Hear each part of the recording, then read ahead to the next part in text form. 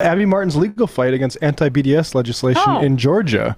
A certain free speech issue you don't hear much about, but yeah, she fought this bill that said you have to take a loyalty oath to speak in Georgia, and they won, and then Georgia got together and changed the bill to like take away that victory and changed it to only if you're getting paid $100,000 or more, do you have to take the loyalty oath.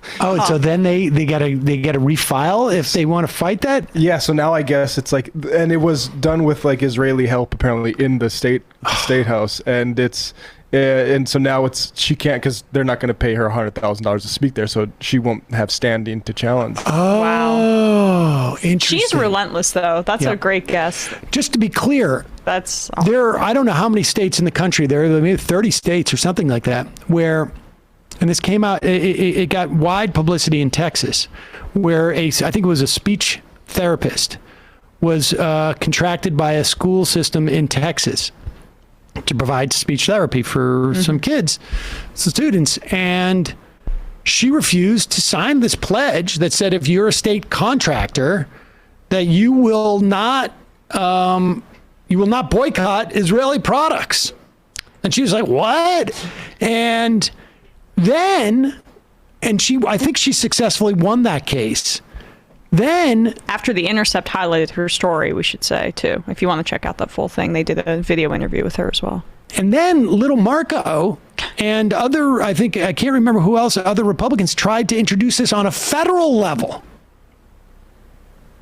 Where you would, and this is what, just to extend this story, Ilhan Omar, when those first comments that they tried to censure her for, when she first got into Congress, this is what she was referring to when she said, I'm not going to take some type of pledge to another country.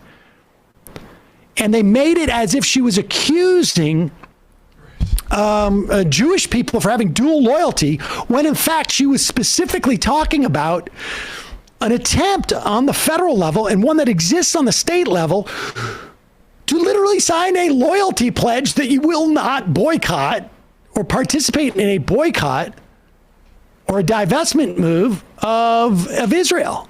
And all of this has been obscured by racism against Ilhan Omar. Racism against Ilhan Omar, obscured by the media that, for whatever reason, and some on the right who are really concerned about... I was just about to say, I mean, where are the free speech warriors here? They should be pounding the pavement every day. One would have imagined the IDW would have been trumpeting this. I mean, Glenn Greenwald, Bari Weiss, I mean, like, they need to be on this. First Amendment I think Greenwald warriors. Has spoken out against this. Bari Weiss, not in a million years. Bari Weiss is like probably working the other end of it. Of course, without a doubt.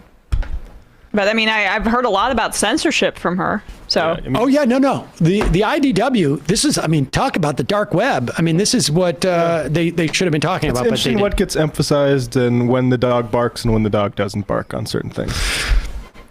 That's a good way of putting it. I think you need to grow up in North Dakota to have that say.